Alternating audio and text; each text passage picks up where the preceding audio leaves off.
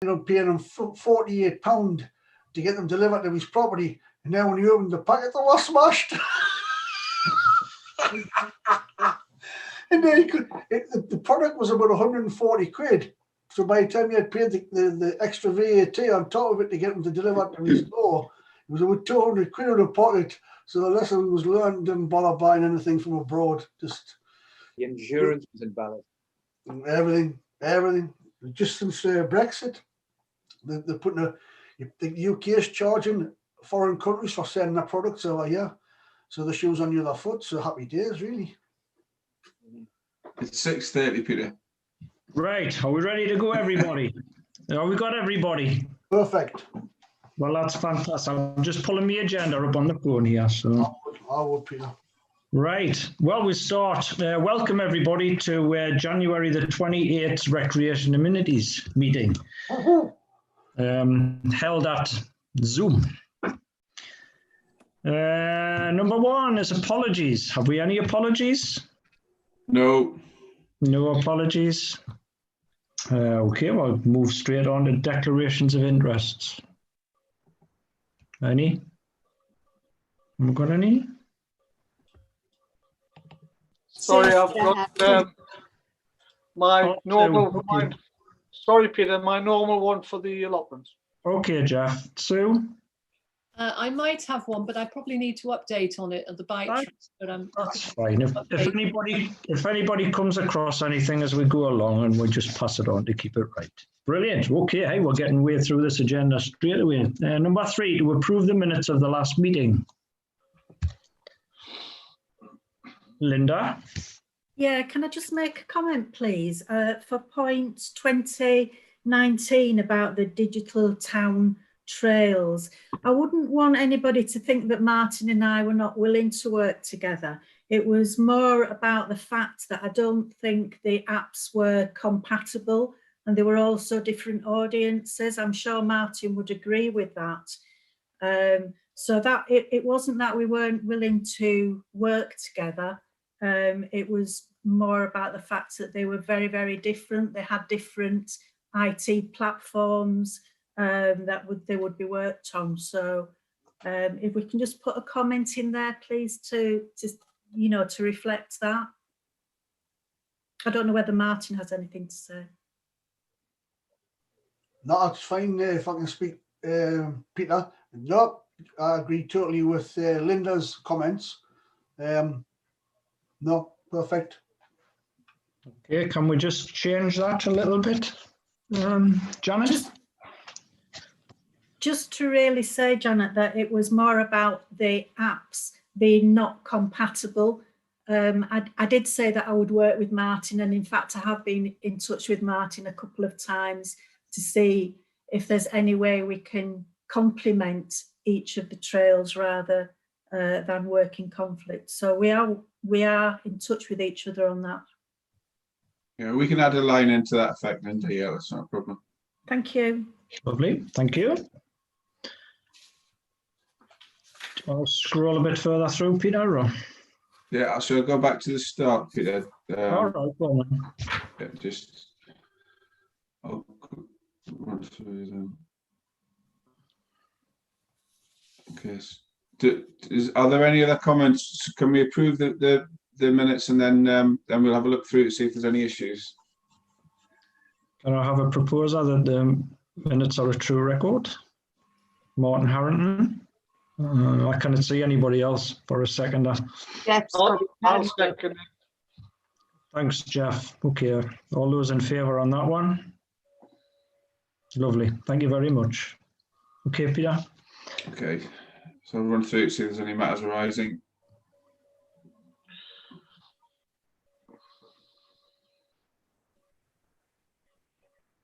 Bike, track and water are on the agenda, as is the digital town trails.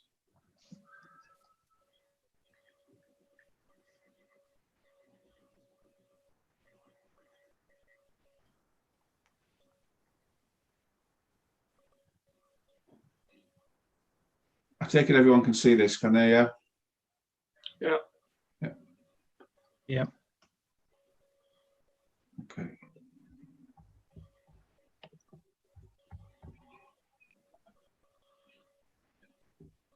Lovely.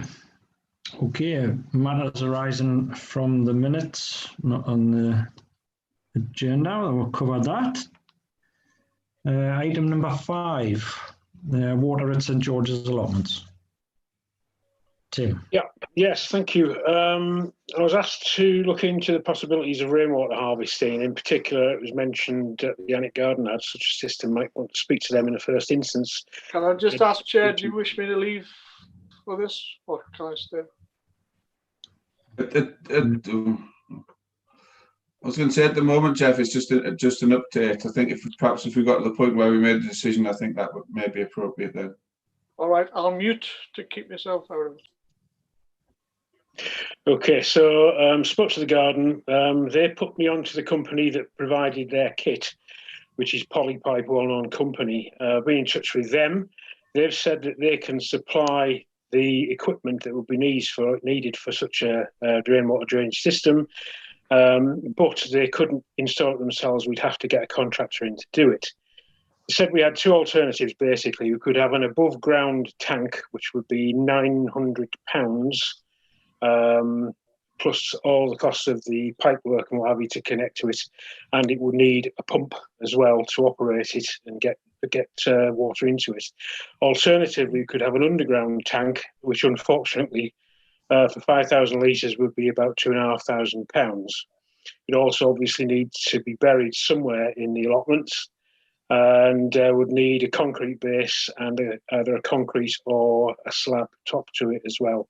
And again, it would need a pump to get the water out, irrigating everybody's allotments. So we could go along this route, but it sounds pretty complex and quite expensive, quite surprisingly so. Alternatively, we could look at encouraging all our allotment holders to harvest their own water by providing assistance, perhaps to get a water button, that sort of thing. Could be as simple as that.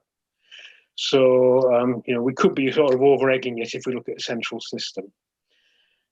Just going back to the mains water for a second, I did report last year that NWL, Northumbrian Water, had informed me that they would need to be paid a fee to give us a proper formal quotation, but they had suggested it might be in the region of £1,500 to £2,000 to put in a water connection just to the gate there.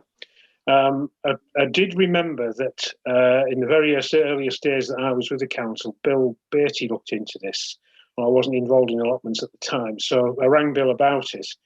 He racked his brains and he said that they did quote him to Northumbrian Water for a mains water supply in March 2016.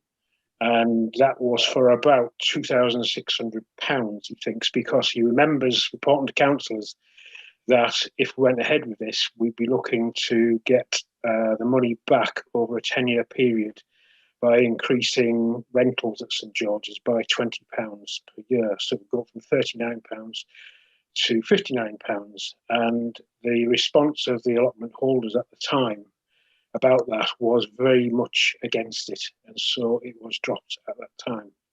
So I would suggest that although we haven't yet paid the £138 for a formal costing to be done on this, it won't be any lower than the £22,600 that Bill was quoted 5 years ago. So if we want to go ahead with the mains water system, it's going to be in the region of £2,600 to pay to NWL, and then we will have to lay our own pipes beyond their connection. So I would guess this is going to come out in the region of 3,000. Do we want to consult with our allotment holders about this? Do we want to try and get the money back through increased rents over the next 10 years? Or do we as a council wish to just go ahead with this in any case?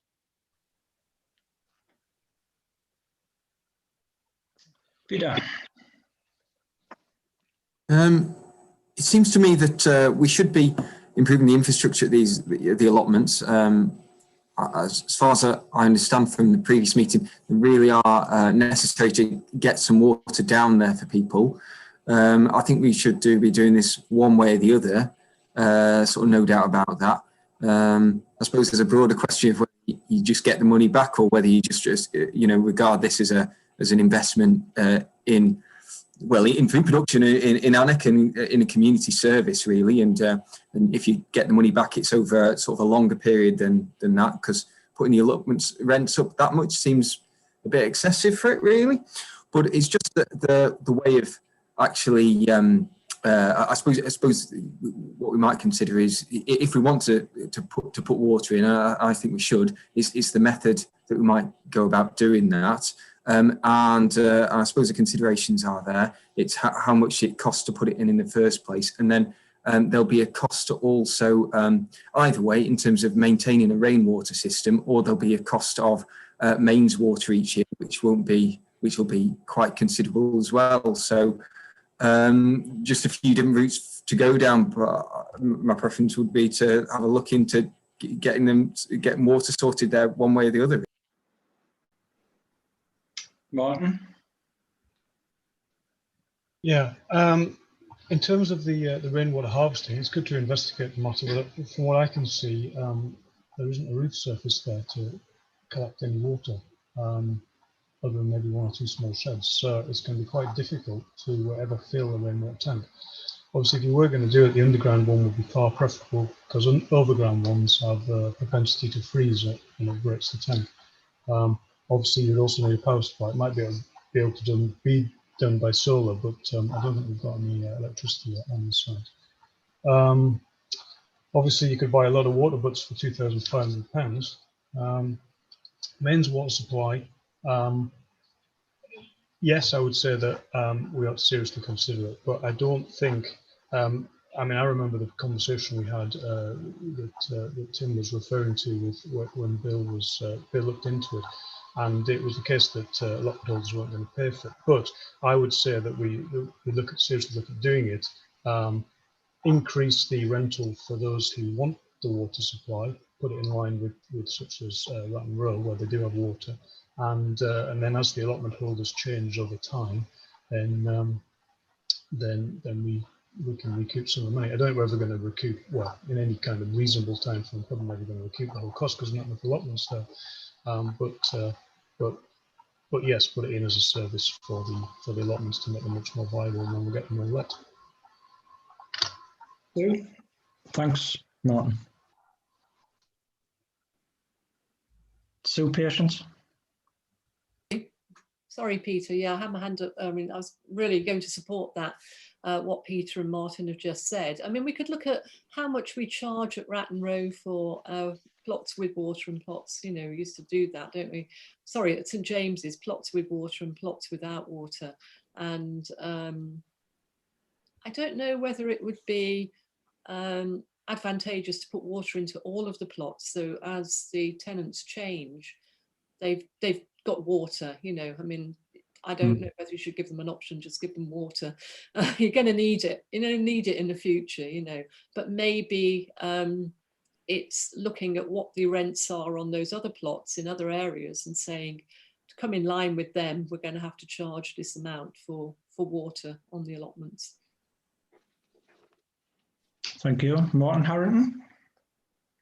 Yes, thanks, Peter. It was just to say, I think it's a standard requirement now that water is provided, and everyone else has got it, and we just pay for the cost of it to be installed. Well, maybe one or two standpipes, not like a personal service to each plot where people can get the watering can or whatever, but have one standpipe and negotiate somewhere along the line which everybody else gets within their rent. But that's it. You get the water on the site with your rent, and there's no argument. Because one person might have it one year, I don't want it, and another one. If it's there, it's for everybody to use. And that's the simplest way forward. It is. The other option, of course, is to meter each allotment. And the connection's there if you want it. If you don't want it, and the meter isn't put in and the connection's not made. But I'm thinking long term, you know, just because it doesn't cost. I mean, James's, Peter. My father had an allotment in St James's and used to walk. I used to walk back and forth with watering cans every night, watering the plants. Yeah. Keeps you fit, but at the end of the day, it's the site we were referring to is quarter, an eighth of the size of like St James's. Yeah. So, the big issue I have with that is that, you know, you're getting a much older population who want to use them, and carrying water is not always a good thing for people that are, if we're encouraging less able people to take part in, certainly in the community allotment. You've got to think about those things as well. It's just the sake of just putting a bit extra pipe on the end of the line, as Tim says, to actually put the whole infrastructure in. You're probably looking at about £400 actually on the site itself, because obviously our own staff are going to do it. So we're not looking at putting it out to contract.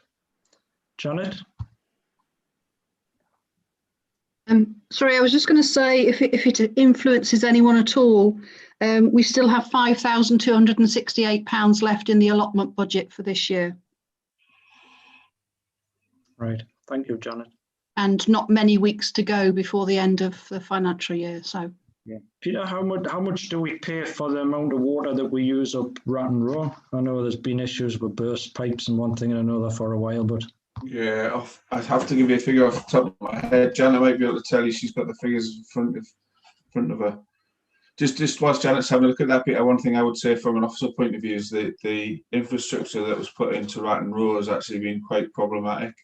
So actually getting pipes to every allotment, yeah, it might work for a short period of time, but inevitably there will be issues further down the line. And I think if we were to do Ratton Row again, my recommendation would be to probably have 3 taps rather than them going to each individual allotment. So the management of it further down the line is to be considered as well. Okay, brilliant. Janet? £800 a quarter. £800 a quarter. Mm. Wow. We've got 70 allotments there, don't forget. So that's just over 3,000. St George's, you've got 12. Yeah. Okay, right. Well. So it could be about £500 or £600 a year. Okay. Right. So do we, Martin Harrington? It just seems we've been here a couple of times, Peter. I think we just need to bite this on the nose and say, look, we're going to provide allotments for people of Alnwick. Let's put the water supply in, get it to the road end, and then work on after that. Get the supply to the site, and then it might be a case of discussing it at a lower level or whatever. But let's just decide tonight to get the pipe to the site and crack on from there, because it is a valuable thing. Allotments gets people out the house, all the benefits. So that's my suggestion. Okay, thanks very much. Have I got a second after that, or did you want to say something, Sue? Yeah, I was just going to propose that, Peter, and say, that we look at providing water via a main supply to the St George's allotments, and that Tim investigates further about, kind of standpipes or individual plots, which is going to work best. Okay. It sounds like from you, Peter Haitley, that it looks like it might just be a few standpipes and people going, or 1 or 2 around the site. But okay, definitely let's get some water in there. Yeah. Brilliant. Okay, thanks very much. All those in favour that we go ahead, and not unless Northumbrian Water decide to charge with 10 grand to put it in, of course, that might have a different light on it, but yeah. Thank you, everybody. Cheers. Now I've lost my agenda. I've got it back. Digital Town Trails update. Peter, just before you move on, I think we just need to, well, unless it's going to be just a further meeting, have some clarification on whether we're going to, how we're going to deal with increasing allotment holders' rents on the site, because that's been left a little bit in the air. Well, we decided for this season that we would freeze them for this year, so obviously that's something that we'll look at in the future. Martin? Well, it is dependent on whether we put them into each individual site, though. That's the issue. Well, it would have to fall into, if you provide water, you've got water at St James's and you've got water at the other sites, so you're going to have to bring the allotment rents into line with the others in real terms. I mean, it's only £39 a year, is it, Peter, at the moment, or Tim? Yeah. Which is, realistically, I mean, Sue will tell you how much they pay for theirs up And that's, there's no comparison, is there, Sue? No. Nope. Nope. And, Okay. and we Thanks, did- Martin, for that. Sorry, are we off and running on the update on the app? We haven't got Jeff back. Oh, we not got Jeff? Come back. Just going round to get There he is. Welcome back, Jeff. Who's that? Okay, updates at play areas. First of all, the replacement rope for the community orchard climber. We were expecting that before Christmas. It actually should have arrived today. I'm not sure this is. Sorry, I think we're on digital town trails, Tim. Oh, beg your pardon. Yeah, we'll catch Looking up. at my own list here. I think Councillor Harrington will update on that. Yeah. You're upside down. 9 is 6. You've got your gender upside down. Yeah. Am I good to go, Peter? Yeah, good to go, Martin. Thank you. All systems go. Just to up to date, everybody. We've got the points of interest all in place. The photographs are in place. The guy has everything as from dinner time today, and we're looking at the middle of February for the app to be up and live, ready and running for early Easter visitors when we all get back to half normal. Right. Nothing standing in my way whatsoever. All job done. And what was the cost again, Martin? It's a stab in the dark where we were, and it was around the 2,300 mark. Okay, has anybody any questions for Martin? But that price, Peter, was based on the different points of interest, and the guys giving with a couple for free, and there's nothing to get excited about. Name extreme costs. At the most, you're looking at the 2,500 mark, all in at this stage. I would think it'd be less than that, but that's kind of where my figure is. Okay. Martin Swinbank. Sorry, this one for me. Is there an annual cost, Martin, just going on from that? Yes, there is. I can't remember the exact figure. I think it was £185 a year to maintain the facility, to update the working systems and any other work that needs done. I think to add another one's about £70. But no, that's all it costs, is about £180 a year to maintain the app with the company who administers it, and includes all updates for our Apple phones and the Androids. And Androids. Yeah, sounds very specified when talking about Androids and things. But no. Peter Edge, and then Martin. How are we going to? How's it going to be advertised? Is it going to be advertised on council website at the visitor welcome, tourist information, and is it going to be advertised actually at the various sites that it's available? What it's for is, Peter, has to be on the new Alnwick Town Council website. There's a downloadable app, and there's going to be a paper version as well for you to download from the website. So if anybody decides to come to Alnwick and they want to do the trail, they can get it on a paper version, which you just print it off from their property and make a paper version, or use the app. The places where it's available is physically the website at this very minute in time.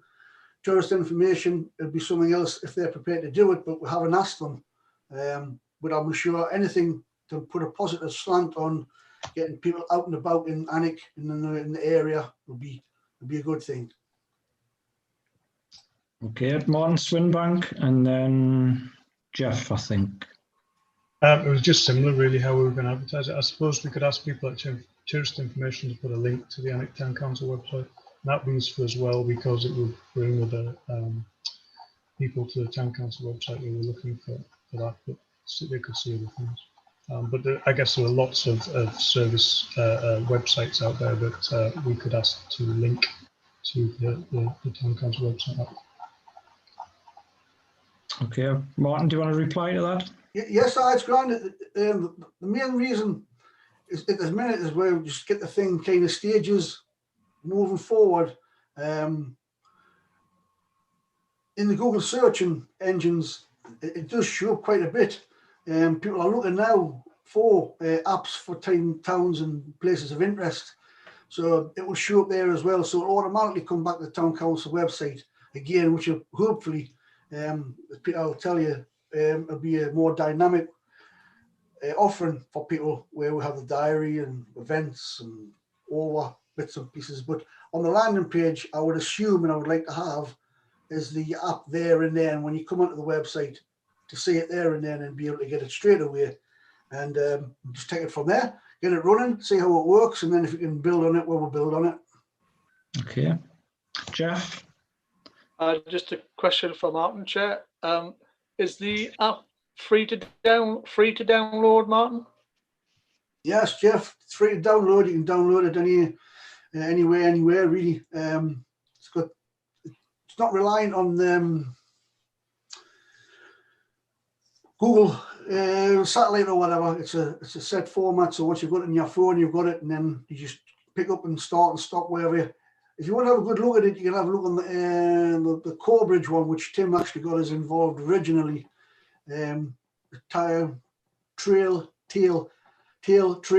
app, and then it goes to other places as well. But it gives you the good format. We're not telling commentary at this stage. Nobody will be able to understand me, and I haven't come across a voice that is suitable yet. I've got you there, Julia. Peter, did you want to come in on that? Peter Haley? Yeah, I was just going to say, I think a couple of things. Obviously, when the new website goes live, we've already talked about pushing events through social media, and this could also be pushed through social media as well for visitors. And also, I think when people are arriving to the town, I think we can make use of the notice boards that we have, etc., to just identify that there is an app for the town trail. So there's lots of ways to push this. Brilliant. Julia? Just to add to that, there's probably a QR code that you could display on signage where people could just hold their phone up and capture it that way. Okay, some really good ideas in there, Martin. Do you want to take them on board? Yeah, no, hey, it's all positive stuff in this camp. It's a brilliant app. It'll do amazing things for our town. Simplest things. It'll make a massive difference for people, visitors who want to come and get out the house and walk around the streets when we're allowed to do so. Just to kind of recap and not sort of hog the limelight, but bearing in mind in the past, we used to have like the Jeff and the ambassadors and people in the town, where that's all gone now. We cannot be communicating with people in that way. The civic society used to have groups of people. It's all gone. So without this sort of as an addition to what we offer, it's just a start of a 10 really, so we can build on this. And as you can probably tell, I'll keep my eye on things, and as things get bigger and better and more things we can add to it, I'll keep you informed. Brilliant. Thanks, Martin, for your efforts. It's been really good positive start to the new year. Thanks, Tim, for assisting on helping Martin with that.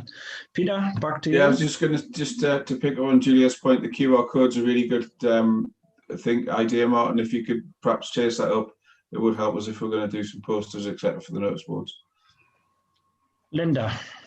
Yeah, I just want to tell you about our app, because it shouldn't actually have come as a surprise to you, because we've been working on this for 2 years with schools and with walking groups, and I raised it a couple of times. In fact, at the first partnership meeting, you'll remember, Linda, you asked me on the back of the town guides whether we were developing a town trail, and I said we were in touch with schools and walking groups, and we were also looking at digital possibilities. Just to explain the difference between this one and Martin's, certainly in terms of figures, we sent a brief round to a number of funding agencies, because we really try to do our best not to use council monies. And I did go to the town trail with the same brief that I've been to 3 or 4 other people. and the town trails price came back at 35,000. So that just gives you an idea of the difference that this app that we're doing is different. It's mostly because of the animation which will be in there. So when and it's made for young families, and the children will get involved in the design of it. But for example, when they go up to the column and they click on their phone, the lions will be animated and they'll be able to have pictures with the lions. And it's a really sort of find the lion around the town. And it's using Swift and coding. So it's a very, very different app to what Martin is doing, far more complicated. We've got 50% of the funding in place, but we still need 7,500 to complete it because it is so complicated. So I just wanted to really share with you that it is very, very different, but at the same time, we're struggling to find the funding. We've got 2 or 3 places that we're still waiting to hear from. But I think the town trail has just compromised it a little bit, but that can't be helped. We are where we are. Yeah, and I think it will take some time to develop it once we get the funding, but we'll slog on because we've got 50% of the funding there now. So I'm just hoping that the town council will support the small amount that we've put in for funding later on. Yeah, okay. Thanks, Linda. Thanks for that update. Jeff? Just a question for Linda, Chair. Same question, Linda. Is the app free? Can you download it for free? We have no hosting costs because that was part of our negotiations that we would not have any hosting costs. So the company that we're going with, it will just sit on his platform, forever really. So we have no ongoing hosting costs, and we can choose whether we want it to be free or whether we want it to pay, because in the past, the company that we're using are the same people who made the Snow Dogs apps. Some of you might remember that in Newcastle. And they charged for that and made a lot of money for the hospice. So we're thinking about that one. We can charge for it if we want. And even though Martin's is free, I don't think charging would necessarily detract, and it would help us to raise some funds for the organisation. So yeah, we might charge. We'll think about it, and we may have to discuss that with the funders because they may not want us to charge. So that's again something, it's an option for us. Okay, thanks, Linda. Thank you. Okay, brilliant. Thank you very much. Shall we move on from that to asset management? Janet's going to speak on this one, Peter. Thank you, Janet. Okay, off mute, yeah, I am. Some of you, well, you all know we've got an asset register, and at the moment it's updated with every new item we buy that costs £250 or more as an individual value are added to that asset register. And at the moment, it's only used to produce checklists for the play areas. So Ian has a weekly check that's taken from that asset list of all the assets that sit at play areas, which he takes out every week and checks through. He checks that they are clean. He checks that if they need repairing or replacing, and he does that on a weekly basis. He's also got a point where he can kind of put in any relevant comments. Sometimes he describes exactly what kind of dirt was on the side of the bus stops, which is always nice. And the forms come into the office, and I leave them on Tim's desk, having had a bit of a read of them. Peter and I had kind of had a chat, and the intention was to kind of broaden the use of the asset register so that it can be used to include most of our kind of outdoor assets. Bearing in mind, a lot of people are spending kind of more time, going sort of using some of our sites and, you know, play areas and allotments and places like that. There would be several benefits to using it. Obviously, it would, first thing, it means our assets would get checked on a more regular basis. So it wouldn't wait for someone to report that something was broken before we did something about it. Would also mean that the staff have a kind of more structured work pattern. So we'd know where they are, what they're doing and what they're meant to be checking. It also means that any damaged assets could be repaired and replaced quickly. So I'll give you an example. When I went to Armed Forces Week, I noticed there was one of the benches was broken. I wasn't sure how long it had been broken, but I didn't notice it till Armed Forces Week. So it might have been several months. It also means that assets are kept in the best condition for our residents and for visitors, which I think is quite key, you know, that people are out kind of using stuff. And it also means that if we get any claims for damages that people say are caused by faulty or broken items, then we can quite easily go back to our checklists and check the last time it was checked, whether there was a problem or whether there wasn't. So that does kind of help. And we have used that a couple of times with the play area checks. They've been quite useful for us to go back and check when something did break and whether it was after the person had allegedly, you know, had their accident. So at the moment, we have got 346 items on our asset register, of which about 300 are kind of based outside. So for those, I like figures, for those of you sad amongst us that do, 135 bins we have. People say we don't have enough bins. I don't know how many more than 135 would ever be enough. I've got 108 seats, 7 bus shelters, 12 finger posts, and a whole range of kind of other sort of smaller items, like, well, smaller, like the flagpole, planters, all of those sorts of things. So the intention is to produce checklists for all of our assets that are divided up between Ian and Sid. And the idea is that they would complete those every month for us. So, for example, Sid will get all the things that need painting, because Sid is probably the best painter of. So Sid will get all the things. Sid will get all the seats. You'll get all the planters. You'll get all the finger posts. You'll get anything sort of like that. Ian will get all the bins, the bus shelters, anything that needs washing and wiping and dealing with like that. Ian also maintains the bins, so he changed, like we bought some new locks recently. When they break, he'll sort of change those over. So the intention is to do that. We also intend to amend the current staff timesheet so that they record for Peter sort of where they are, the location that they're at, and what they've been doing that day. So that should help to kind of correlate with the checklist that they're sort of providing for us. So really that was just for information to let you know that's, you know, we're taking the sort of model that we have at play areas and we're pushing it out so that all of our assets should get checked on a more regular basis. The end. Thanks, Janet.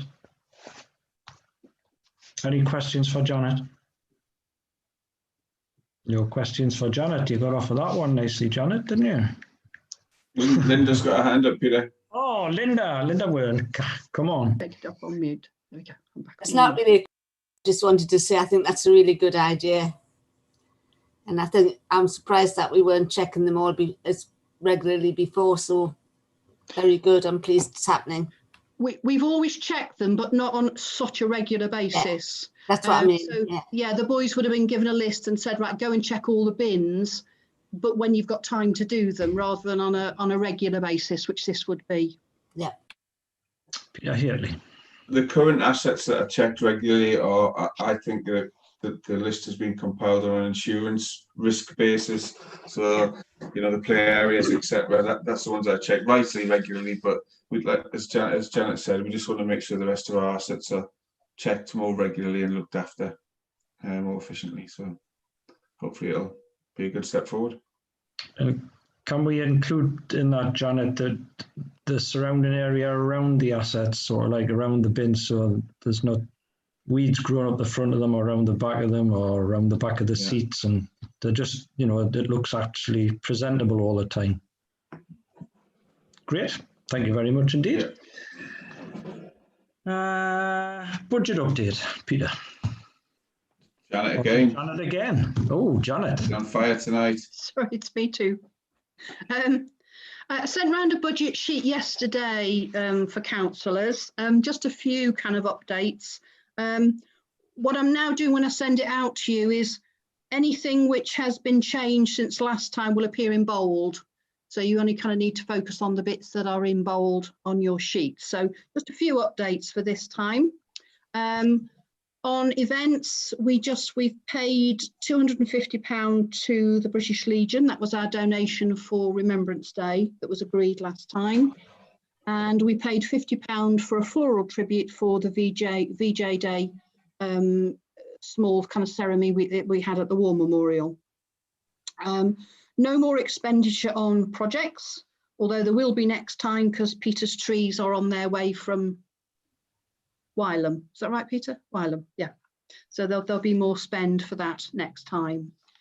Assets and services, we're at 9 months on wages and salaries. We're at 18,256 compared to a budget of 26. So we'll be there or thereabouts with salary costs. We've had a little bit more spend on materials for repairs to play areas. That could be some postcrete or things like that. Not very much, just a couple of £100. We're now at 8 months with our electricity supplies. So the town hall lighting, that's an 8-month figure. That should be down on budget. We're at £115 at 8 months. So we've only got a quarter of that, and we've got a budget of 300. So we'll be under budget on that one. We've got a little bit more spend therefore on Robertson's Fountain. Again, we're at 8 months with electricity. We're at 3 quarters with our water. Our water, we get just 4 bills a year. And we've just received quarter 3 at the end of December. Some more spend on allotments. We've got, again, the next water bill is in. That's how I knew it was about £800 a quarter. Some more costs on materials, a couple of £100 on materials, and then some more spend on skip hire. Tim and I think we might go into the skip hire business. There's definitely money to be made in it. Definitely. So another, I think, £1,100 on skip hire. Bins, we've paid out just shy of £350. They were 6 new locks for some of our very old heritage bins. So nothing wrong with the bins, but the locks don't fasten properly. So we've replaced 6 of those. Ian did those the other day. We've bought 3 new Phoenix seats. They've now been installed. That was £1,274. A little bit of spend on finger posts and the annex signs. I'm sure you will have all noticed that the sign is back at the bottom of the Peth. The Annick town sign is back. Came back a little while ago. The boys put it straight up. Cost us £179 to have it done. It was a little bit under budget that they'd suggested. Really nice job. It's a really nice sign. And we've also got a spare set of letters. So they took all the old letters off and made up the odd letters. So I've now got the whole word Annick again. So we've got some spare letters should anything happen to any of the other 5 signs that we have around town. A little bit of spend on flags. We bought 2 new flags. They're both been in for a little while. I've just finally got around to claiming the money for them. So the Union flag and the Annick flag. A little bit more spend on dolomite. This was the dolomite. We actually got to use it ourselves this time. Cousins didn't steal it before we could use it, so we use that ourselves. And then the only other update is on allotment rents. The sheet I sent round had allotment rent income of £2,452. I'm pleased to say since the end of December, we've had another £1,174 in. So allotment income, again, helps to support the water. £3,626 income from our allotments. A lot of them paying through the bank, a lot of them pushing notes through the door at the cemetery, so working quite well. Waiting until we get the January bank statement, then Tim will be on the case of the people who owe us money, because we now have a waiting list for allotments. So, and that's all So total expenditure to date, £65,190. Income, 3,021. Thank you, Janet. That's very, very deep. A lot of work gone into that. Thank you very much. I was going to ask you a question. I think somebody had their hand up though, did they? Who had their hand up there? Oh, Martin and Peter Reg. Martin Swinbank first. Well, just to note the electricity cost and town hall lighting, it looks as if the installing LED lights there has been a good move, because going forward that's going to save us some money, save some electricity, and just to get a handle on it really in terms of gravel and dolomite, is that sort of what we're expecting as an annual sort of repairs to the track? It's probably a bit high, Martin. I don't know if you remember, but Cousins stole, I'll say the word again, stole the dolomite that we bought originally. So we bought 5 tons of dolomite, and within a day of it being delivered, Cousins had used it along with the gravel that we'd had. So we would expect probably about £500 a year for the dolomite.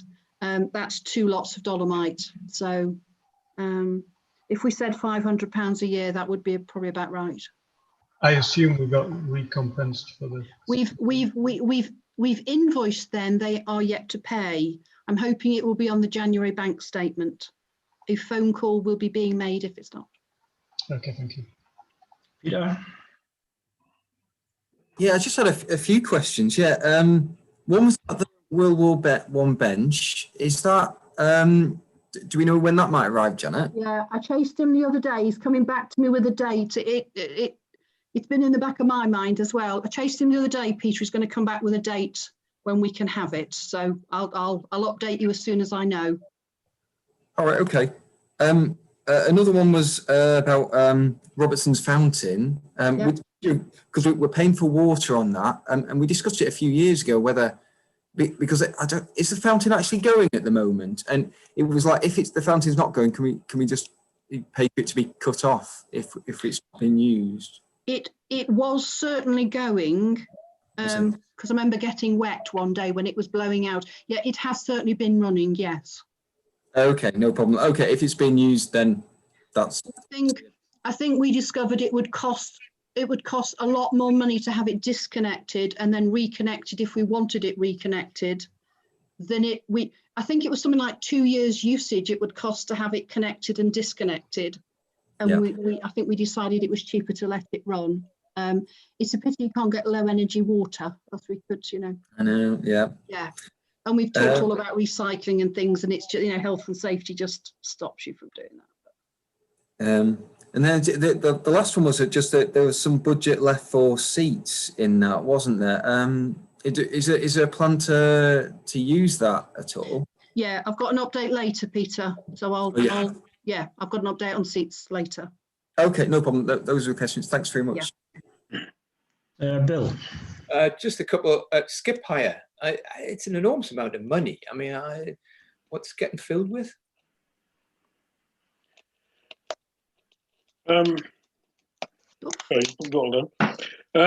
We hired, I think it was 3 skips in total, wasn't it, Janet? I think that money's actually covers 6 skips. 6 in total. Mm. We've had skips down at Ratton Row, which filled up very, very quickly. But we did a good job down there. Got nice communications from the allotment holders saying how grateful they were to the council for improving the place considerably. And then we also hired a skip for St James's as well, because there was a lot of stuff needed clearing there. So we're hopeful now that will be it for some considerable time. Yeah. Okay. I hope. Just wondered. Okay. Just quickly, is there a rota on the flags? I don't think I've seen the Alnwick flag up there yet. Yes, it has. Has it? Yes. Yeah. I haven't seen it. I was going to say, get some use out the Union flags. I don't think you're going to have it for long. But there you go. The way it's going. Janet hasn't been in town to put it up, have you, Janet? It flew for the whole of December. Yeah, Did it? You haven't been. Yeah, it flew for the whole of December. Peter and Jeff changed it on the 1st of January to the Union flag. Yeah. But the Alnwick flag flew. I've got a picture. Brilliant. I'll send you a picture. Thank you. Flew for the whole of December. Don't get out Yeah. much. Don't get out much. Can Did I hear that? I think I put it up on the 1st of December. Okay. Yeah, definitely. Okay, why have we got Thank the you. Annick flag up instead of the Annick flag? Peter's going to answer that one. Anything special about the 1st of January? Can I just answer Tim's Go on then, point Peter. first, Peter? Sorry, just to Right. reiterate Bill's question on the skips. It's really a case of we should have had maybe one skip there at the allotments every year for the last 5 years, and we've really got 5 years worth of rubbish to kind of get rid of. So it's something that we need to keep on top of. Thank you, Peter.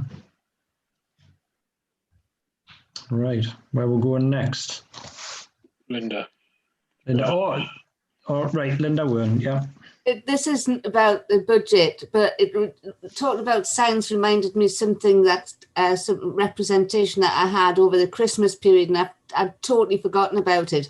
I had somebody from out of the town asking when we declared ourselves county town, because the county town is still, so it's led me to believe, I haven't checked it, I will check it. The county town is technically still Newcastle, which was declared the county town in the 17th century. So if anybody can help me on how to reply to that, I'd be very grateful. We'll start with Jeff. I think he quickly had his hand up there. No, I'll let Martin. I think Martin's chomping at the bit. Go for I it, think Martin. Martin's going to say the same thing as I was going to say. Go for it, Martin. Yeah, thanks, Jeff. Jeff and I were probably on the same council at the same time when Councillor David Archer fought in the trenches to get Morpeth off the list to make Annick the town. Sorry, get the terminology. The County town. Aye, of Northumberland is Annick. Annick is the market town. Morpeth, in fact, he was apparently in Parliament. It was discussed in detail once upon a time. So to go back to the person who's asking the questions, they can actually find it in the archives of the town council meet to coagulate the evidence. But Morpeth they do bow their head to Annick in that respect. Morpeth's the administrative seat, isn't it? It has been as long as I can remember. But he was particularly asking about the county town of Northumberland. But I mean, yeah, thank you, Chair. Sorry, I'm saying it's not my chair. Sorry, sorry, Peter. Go back to Jeff. Can I just add to what Martin said? He's absolutely right. But if you remember, Martin, Councillor Archer actually made a few visits to London and spoke to the archivists and delved with the people down there, delved through the archives, which go back hundreds of years. And it was decided by the archivists with Councillor Archer that Annick is in fact the county town, and that has never been rescinded. And Linda's correct. Morpeth is actually administrative centre of the county, but Annick is historically the county town. And it was Councillor Archer who then followed that up by getting the signs made. Brilliant. Thank you very much. That's really helpful. Thank you. Janet, can I just come back to you regards the water bill? I know on a normal domestic or commercial, you pay for the water and you have a sewerage charge. Do they charge you for sewerage or not? No. No, just for water supply only. That's good. That's fine, because I know what they're like for adding the sewerage on as well. Brilliant. Right. Where are we going next? Updates. I think we're back to Tim. Play areas number 1. Yep, thank you. Yep, play areas, just to repeat what I said earlier, sorry for stepping in too early. The rope that was missing from the community orchard climber, that should have arrived today. It was delayed because the firm that was sending it, their staff went into furlough, so I've chased them up and it should have arrived today, so I'm hoping it'll be fitted tomorrow. Beyond that, play equipment for older children, which is something that's come up over the last couple of meetings. I was asked to make contact with the potential end users of the equipment at DCHS. So I got in touch with Morris Hall in November, and he put me on to his community coordinator, Rosie, and she has been talking to the students at school. She's made it very clear to them that whatever is installed is wholly dependent upon funding being secured for this, not to build up their expectations too high. But we sent along examples of the sort of thing that's available for 13, 16-year-olds. They've had a look through it as part of the project. They've come back and identified up to 6 items of equipment which they are very interested in, and they like to look into it more and work with us to see if these can be delivered. These include 1 or 2 things which we already have in other sites. For example, they're looking at a round or basket swing, and there is one at Swansfield Park, but I think they're after a bigger one like the one seen at Alnwick North. They've also identified athletics and sports equipment, so outdoor gym sort of equipment, which they're quite keen on.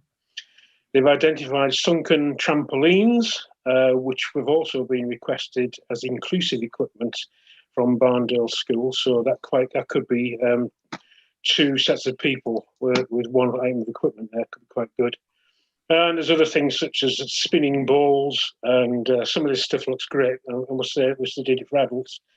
And they've also mentioned, much to the horror of 1 or 2 people, a zip wire down there as well. So,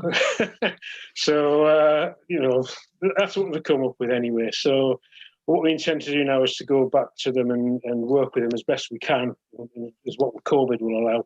We can get things costed up, and I'll come back to this committee with further information and costings on what could be achieved. I would also just mention, I got a phone call from David Taylor from Investing in Alnwick, I think on Tuesday, might be Monday, and he was telling us that Investing in Alnwick are looking at providing some sorts of outdoor gym equipment in Column Field as well. So as Linda's here tonight, I just wondered if she wanted to elaborate on that.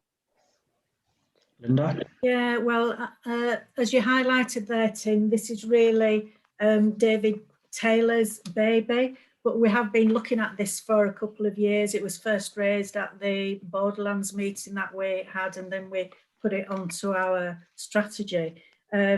So the information that I've got here really from David, he can probably expand more about it, and I have told him to work closely with you so that we don't conflict on any funding applications, because I think that would be disastrous for both of us. But the company that we've been looking at is Streetscape, and I think you probably have worked with them before, Tim. Many times, yeah. And they're very good, and we've identified again with the schools 7 pieces of equipment, and we'd be looking at around 20k for that. The amount of space it would take up is 9 by 10 meters square. We realise that if we're looking at the Column Field, and we're looking at, you know, adult equipment, very much street gym like they used to have in Newcastle. I've got this sort of picture. I don't know if you can see. That's some of the. Can you see that? That's some of the equipment that we've been looking at. Again, we need to. It's very early days, but I've told David that he must liaise with you on what we're doing, because I know that some of the funding that we're going to try and go for is Suez. We're going to try and go to Suez for some funding, and I know that they will not fund multi-sites. Do you know what I mean? So perhaps we need to work closely on it, Tim, as to where we go for the funding, then we don't conflict. And of course, because we're thinking about Column Field, there's lots of other implications as well for us. Thanks, Linda. I don't know if it makes sense. Yeah, thanks, Peter. Just for the benefit of Linda, first of all, Linda, I remember this being discussed early on, but have you actually got any approval or any heads up to actually being able to provide that sort of thing in the Column Field? Because This is why in my experience, it's always been a place of leisure where people would have picnics and sort of lie in the sun, and one for a better word, get full of drink on a Friday afternoon after they finished work. But it just seems as if sometimes if you haven't got the approval from, I think it's maybe it's Northumberland Estates or whoever, you might not be going down the wrong route for your location. Council, Martin. Is it? I think. Because Well, when I was involved with the seats at the bottom, that was Northumberland. It was it was Northumberland Estates who had the last word over the Column Field. But Northumberland County Council seemed to be the people who administer and look after it. Can you reply to that, Linda? Yeah, it's just to say, like I said, it is very, very early days, and we wanted to get enough information to take to Northumberland Estates. We needed to have the information there, so we've done a little bit of background. We're very aware that the lease is coming up anyway on Column Field, and we don't know whether Northumberland County Council will be renewing that lease. But we're very aware that we need to go to the Duke, and we also need to go to the County Council, and we've got Tony at the County Council, Tony Kirstop, who will advise us. He's aware of some of the things that we want to do. So we're treading slowly, Martin. We know we're a long way from getting approval for that. But the area that we were looking at is if you go into the Column Field at the entrance near the hospital, where you have the sensory garden on the left-hand side, then if you just go a little bit further left, there's quite an area there where it's quite flat. So anybody having a picnic or anything like that, there's plenty other space for that to be done. We're not thinking about down near where the flagpole is. Peter, Reg, and then Jeff. No, my only comment was just to talk about the ownership and the land management of the area, and you've answered that already. So it was just to talk about that. Thanks, Peter. Jeff? Linda, I think we should be giving you some advice, and to be honest, I don't think you would get planning permission granted for that. Can I just finish before you answer? Yeah. The Column is a listed building, and the Column Field is within the curtilage of the listed building. I don't think you'll get planning permission to erect play equipment in that. It's not, I know it's called Column Field, but it's actually classed as a garden if you look it up. I think you're going down the wrong route. There's plenty of room in Swansfield Park, even to do it in a different area to what the town council were planning to do. And I think you should be directing it there. I think you'd be wasting your time trying to get it into Column Field, because I think there'd be so many objections from the town that it would be a no-go. That's just my opinion. I hear what you're saying, Jeff, and you may be right, but we still need to test that out. And from all our research, what people have been asking for is something that is adventurous in town rather than out of town. The whole idea is to try and contain it within the town, and that's why we're looking at it. I'm just saying we're looking at it. We've not done too much work on this, so it's just worth a try. Thanks, Linda. Cheers. Martin Swinbank. Just a question or point for Tim, really. Obviously, he's doing consultation on display equipment. That's great. The other side of it, obviously, is how we pay for it. I mentioned that there could be Section 106 money from some of the planning applications. I just wonder whether he's looking at that and looking at other potential sources of funding. Because once you get into play equipment, you can soon get into very big figures. I mean, obviously, you're not trying to raise the aspirations of the high school children, but obviously, we've started the project. We need to deliver in something. and just whether we're looking for funding sources at this point, rather than all falling on the council potentially. Martin, Yeah. sorry. Oh, sorry, Tim. Go on. I reply to that, Well, please. if Martin wants to go first, there might be something I need to answer with him as well. Thanks, everybody. Was it not a case, though, people, when the housing estate was built up at the high school, that there was some kind of stipulation that we tried, Martin, to get 106 money for play equipment and play areas up there, because this has been discussed before at that end of the town, with the site being bigger and bigger and bigger to accommodate outside activity. And there was some kind of debate or line, so there was some discussion about ownership of who would maintain it. But I'll leave it at that. I'm just sort of refreshing people's memories of a requirement of the builder to provide an outside playing area, a space, or money to set aside. Peter, I think you can help us on that.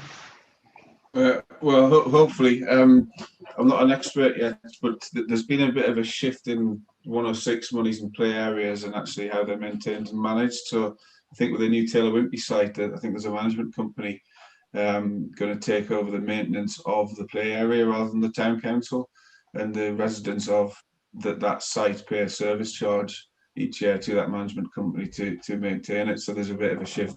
So I think 106 might be a bit of a stretch for that particular activity. But I think Tim's got some ideas of other funding, and obviously we've got, we have got budgets for this sort of thing, and we've got the budgets to maintain them as well, which is obviously the big one. They're not cheap to maintain, and making sure you've got that revenue budget there to do that is obviously important. Martin? Yeah, in terms of the Taylor Wimpey site, that's all kind of self-included. Likewise with the Windy Edge site, we pushed hard for play equipment on that site, and there is none, other than obviously the bike track which is already in place. We tried and tried and tried again on that one, and they wouldn't budge on it at all. The one that I'm referring to is the Duke School, former Duke School site, where I believe there will be a condition on that development that there will be either on-site or off-site, and you would imagine off-site would probably be Swansfield Park for some play equipment. So that's the one really to follow up on. Yeah. Good. Yeah. Just to respond to Martin there, that obviously now we've got an idea of what the youngsters want to see at the site, and we'll assemble a costing over the next few days as to what we would like to see there. Then we can explore all these avenues of funding. There seems to be, quite a few opportunities here for us to look at and go for. So I'll be in touch with everybody who's spoken about this tonight, so we can talk about exactly what funding sources will be there, and I'll report back to the next meeting. Great, thanks, Tim. We'll leave that little baby with you. Thank you. Next update, that'll be Tim again. Yep. Sorry, Peter. Sorry, Peter. I've just got one thing on play areas. Oh, sorry, Janet. Sorry. Bearer of bad news. Tim does good news. I'll do bad news. We've had some more vandalism of the hand sanitizer units at Swansfield Park. They are kind of making the sanitizer come out, then setting fire to it. And the flame goes all the way inside and sets fire to the whole plastic bottle. So we've lost some of our hand sanitizer sort of dispenser units. So we've had to replace 12 of them. So I really just wonder what the mentality is. I'm doing something and they find something else, but they go up, they're lovely when they go up in flames, apparently. I just they're think only this £10 is really each, so it's not, yeah. This is so sad in the current. This is so sad in the current situation that we're in, that some people are just doing mindless vandalism like that. I'm not picking on any individual or anybody, because I'm unaware of it. But A, have we reported to the police, Janet, and B, have we reported to the Gazette? Because I think the more social media exposure of these kind of incidents, it's sort of like, it's got to help. The other answer is the CCTV that we've discussed, but that's not in favour. So, Martin Harrington. Thanks, Peter. It was just on the lines of I bumped into my friend Councillor Bridget at Rothbury in the Riverside play area there. They just removed the hand sanitisers completely because of the vandalism. If you make a sign, apparently you can just put the sign up to say that you should be sanitising and whatever. But it's pointless exercise, wasting money on the odd few who are wrecking with their council assets, really. They're wrecking the job. It's a criminal act that they're doing, but I would just not bother replacing them and put a notice up to that effect, that due to the fact that people have created the issue, then we can't afford to do it. Because otherwise, you're going to have months of this. You put a new one up and it's another, I don't know what the unit will be a bit, but it'll be 15 or 20 quid a bit a piece. And then the man's time, hours and replacing it and whatever. So that's my view. Just remove them. Sue. Yes, thank you. I think we discussed this, didn't we, and the importance of having hand sanitizers on sites to make it safe for people, not just the people that use, people who are using it. I mean, if you take them away, then you're putting the onus on the people who are using it to use hand sanitizers. I think you should be giving this hand sanitizers so that you're making it safe for people to use, anybody to use, who should be on that site. And as Janet said, they aren't really costly. I mean, I'm not condoning what's happening to them, but in the present circumstances, you can understand why people are starting to kick off a little bit, and I just think it's safer to do that and replace them than to take them away and expect people to provide their own. Peter Reg. Thanks, Sue. Yeah, I mean, this isn't great, is it really? And it's obviously it's not ideal that this is happening, but like just in terms of the overall costs of COVID, if this is what we need to help people keep safe, then if it costs a few £1,000s during this time, then I think that's nothing in terms of the overall cost of COVID. So, I don't think that hand sanitizer should be taken away. Okay. Peter, Haley? Yeah, thanks for that. Yeah, I mean, obviously it's a frustrating thing to be happening, and we've had a few incidents since COVID started. Probably not as many as you might expect. Right from the start, when we had the first lockdown, I was looking at what other authorities were doing around play areas, obviously trying to keep them open. Some were just shutting them. Some were keeping them open and doing what Osprey's doing, effectively pushing all that potential liability onto the users. And we've deliberately sort of taken a middle ground on it. So we're keeping them open. We've put notices up to say use it at your own risk, but we've gone a bit further and put some sanitizer in. And I think we should probably try and maintain that right the way through, is my view. Yeah. The big worry, the big insurance worry is that somebody claims that they've got COVID from your play equipment. And that's obviously going to be difficult to prove, but somebody will somewhere. And I think we need to be demonstrating that we've gone that extra mile to do as much as we can to keep the place safe. So as we're reporting procedures, can we look into doing that? Just to say people look, just appreciate what's there and just treat it accordingly. No, it's not. Jeff. Sorry, Chair, I didn't hear the response. Did we report this to the police? No, we haven't, no. Don't you think we should? Yeah, I'm happy to. If we've reported a number of incidents up there over the period, and particularly around antisocial behaviour. But I can help. If you think it should be reported, Jeff, I'm happy that we can report it. Well, if it was a one-off, I said, well, it's a one-off, don't bother. But as it's happening repeatedly, perhaps we should report it to the police. Yeah. The reason I'm suggesting that is because I remember a conversation I had a couple of years ago with one of the police once on another matter, and they said they'll log everything that's reported, and they'll look at the logs, and if there's a hotspot of log entries, they tend to send the police resource to that. So we should really be, even though it's a small, if it's happening repeatedly, we should be reporting it so it gets into the log. So that gives a steer to the police what's happening in the town. It gives it an incident number, yeah. That's correct, yeah. Yeah. Martin Harron. Thanks again, people. But can you see where the other issue comes here? If you've got the thing, and then people set fire to it, and then that explodes and burns somebody, then you know, it just creates another problem. That's kind of my issue. If you get on risk assessment, you assess the risk. If they're setting fire to the thing, if you're going to take it out or avoid that being set fire to, or either change the material that you're using so it can't be set on fire. But at the minute, we've just discussed an item that's causing somebody to set fire to it, to explode. So you're not winning. You're running. It's just defeating the point of being there. Where if the thing's removed, unless you can put a different type of hand gel in that's not flammable, then I think it's a tricky issue. Problem is, alcohol's very flammable. Martin Swinburne. Can I suggest that we maintain it at the present time and look at alternative types of sanitizer, because there may well be something on the market that will do the job in this instance, which would kind of partly solve the issue, I think. Yeah, I think if Tim just liaises with his maintenance crew and see what we can come up with to try and make it a bit more secure or whatever, and then go from there, if everybody's in favour of that. But I do feel that we should report that it is happening, definitely. Okay, right, Tim?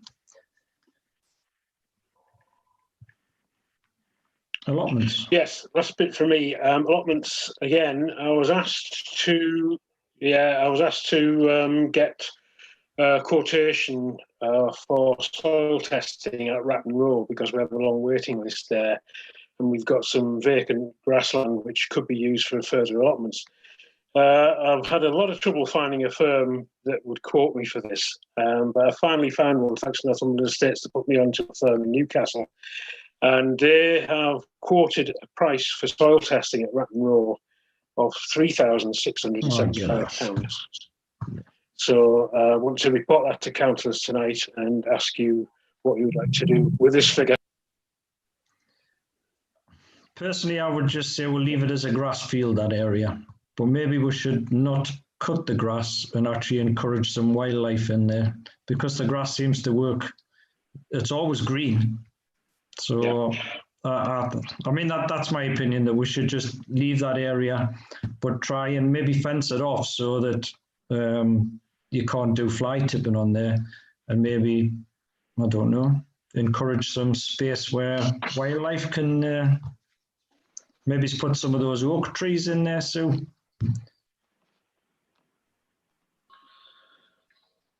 Jeff? Yes, I was just going to suggest, Chair, that we consider putting some trees in there if we're going to do that. We've got plenty of trees. And we'll put some TPOs on them, so when Northumberland Estates want to bulldoze the place, they can't. That was like a plan. Cunning plan. It would be nice to actually do maybe like a walkway through there, Sue, and do a line of trees, not necessarily the oaks, but maybe other species as well to go in with them, you know. Yeah. Not Christmas trees though, because we'll end up with no trees after a few years. Make a profit though. I think Peter probably knows more about kind of species of trees that could go in there.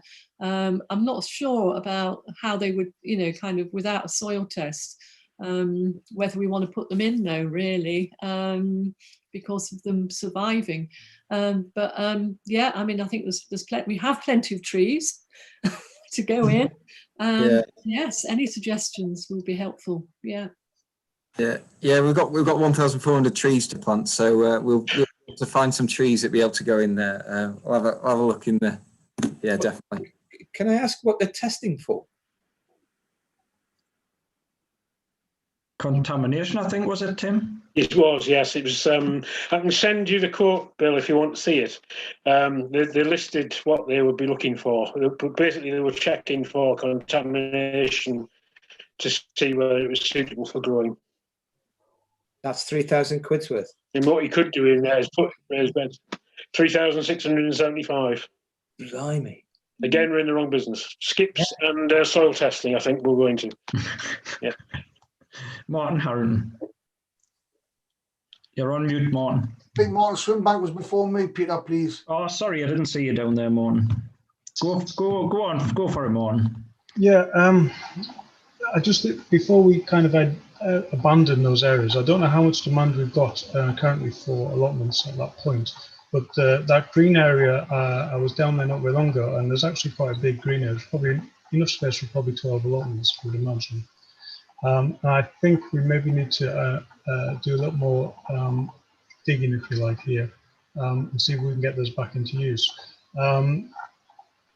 I can't imagine that that area is a lot more contaminated in any sense than the rest of the allotments that we've got. And it may be that it just needs some topsoil put on there to bring it back into use. So I would like to see a little bit more. I mean, obviously, paying £3,600 for a soil test is a lot of money, and I'm not particularly wanting to go down that route. But to consider this a little bit further and see if we can get a simpler and safer way to bring them back into use, because we do have a statutory duty to provide allotments. And if we have a waiting list of people to, as we just spent money on water on them, yeah, if we have a waiting list of people, then we ought to be doing our very best to provide those allotments. Sue. Could I just ask, sorry, Tim, was there only one firm that was able to provide us with a soil test on that area? Yes, I've been trying to find firms everywhere to come and do soil. Okay, you mean no chemistry students at the high school? Tim's. You're frozen out, Tim. Peter Edge. Sorry, can I just add? Add to that before Pete comes in. The contamination. I don't know what they were thinking, but there used to be a midden on that site, and it was cleared when the first community allotment was sorted up there. And it was at the back of that, and then before that new space was created, they had to clear that midden. Now I don't know what was in there, but there was a lot of waste taken away from there, and it may be contamination from that. I don't know, but there was a midden there with all kinds of stuff, asbestos, all kinds of stuff in it. Yeah. Linda Wynne. Yeah, I was just going to agree with Martin and Sunbank about doing a bit further investigation, because we've got two fairly substantial housing estates being developed with very small gardens, and as people settle into their new homes, it's possible that the waiting list will get longer, and you know there might come a time when we won't have any left. Where am I going next? Back to Tim. The waiting list at Ratton Row is currently 12 strong. Obviously, there may be some people surrendering if they haven't paid their rent for this year, but so far I've not been informed of anybody intending to leave. I suppose what we could do there is say, well, we don't know what's underneath the ground here, but we could rent them out as allotments with raised beds only. Yeah, great idea, that. Yeah. But just shaking his head. Right, Martin Harron. Here we go then. Since this was raised the last time, I did do a bit of groundwork, because this kind of comes into my line of business with asbestos testing of soil. And believe you me, once you expose something on that site, you better be prepared for the implications of what you find. So my suggestion would be, and I can pass around the document, it's a dossier of what can be actually found through steel, the contaminants of whatever is in the soil. And it's like opening a massive jar of worms.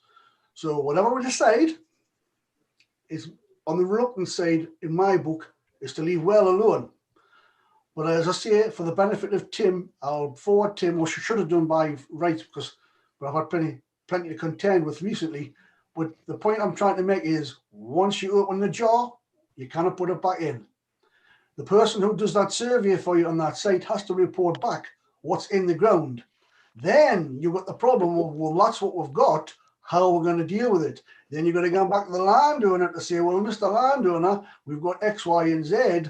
What are we going to do? So tread carefully. But I suggest that Tim and whoever needs to look at this document gets sight of it, because I thought it would be a nice little job or a nice little earner of being qualified to get sampling soil and what it's made of and what's there and what's not there. some massive jaw worms with massive implications. That's all I can say. Yeah, Peter Edge. Okay, so that's looking like it could be quite difficult then, isn't it, really? What one suggestion I had was to go to Kirkley Hall Agricultural College, see if they could provide anybody that might be able to do a test there. But that was just a suggestion, really. But what's people's consideration about using the cricket field above as a new allotment space? Just out of whether we think it's appropriate for the town, rather than just in terms of whether we could in terms of land ownership. What's people's thoughts about that? Can I just say something? Sue, you might know something about this. Was there not something a few years ago where they thought they would put some allotments in down by the sewerage works where the bike track is? Yes, Sue. Well, the whole field adjacent to the allotment, to the bike track, I don't know which side, not the road side, the other side, obviously, where it butts onto the bike track, is designated for allotments. Yeah. Right. No, it's not now, Sue. Has it been taken off, Linda? Yeah, yeah. I was just going to say I know something about this. It was on the original plans, and then they had to move the suds pond. Yeah. So the sud pond's gone onto the other side, and the allotments were removed. So they've taken off having any allotments there. Yeah, I think they've gone completely. I'll have a look on my 353 email list that Trisha's just sent me, but I'm pretty sure that it went. I don't know if it was a variation of condition or whether it actually happened before it went to full planning, but I'm 99% sure that they've gone. Sue. Thanks, Linda. Sue? Sorry, can I just come back on Pete's point about the cricket ground, Pete? In that, a nice idea, great idea that it belongs to NCC, and you could put some allotments on there. I don't want to take away from that area an open natural play site too much. You know, they play a lot of football on there, kick around space without any formalization at all up there. You know, it's an open space for them to kick around on. But I mean, you could utilize some of it for, as we mentioned, tree planting and some some more allotment sites, but not the whole field, I don't think. Could I just say, I remember it being designated as a village green at some point, wasn't it? Does anybody remember that little area? It's officially a village green. It's still classed as a sports field, isn't it? So I doubt if... Can I just respond to it? Because the reason I asked this is because in the summer I got in touch with Northumberland County Council about possible tree planting sites, and the only one they could provide across Alnwick was this site. So I had a meeting with the tree officer before Christmas up at the site, and he was effectively saying, and this obviously wasn't appropriate, use the whole site for tree planting, but just get in touch with the residents there about it. He was saying use the whole site except for sports pitch there. Now, so I've been doing just looking into the site, and it seems to me that it's 6 hectares of site, so it's a big chunk of area, and it's quite good if Northumberland County Council were wanting to give this away for it to be used for some other purpose. And they were saying they definitely didn't want to build houses on this. So, and my first thoughts were it's inappropriate to plant that. I'm all for planting trees, but it's inappropriate to plant the whole thing with trees. And so the reason, I've been mulling in my mind, what do we do with this? Where do we go about this? How is this field in the best use of Alnwick in the future? If we're looking at Alnwick over a long period of time. And of course the allotments there, it seems to strike that some area could be used for allotment fields, but obviously we've got the sports field there, but is there other use that you would use that for anyway? And if it's an area that you could expand allotments onto, would that be of benefit to Alnwick? So I'm just querying that now, really. And yeah, that sounds a great idea, Peter. Well, rather than would take up the whole of tonight's meeting discussing that, maybe we should go away and look a bit more closely into your ideas.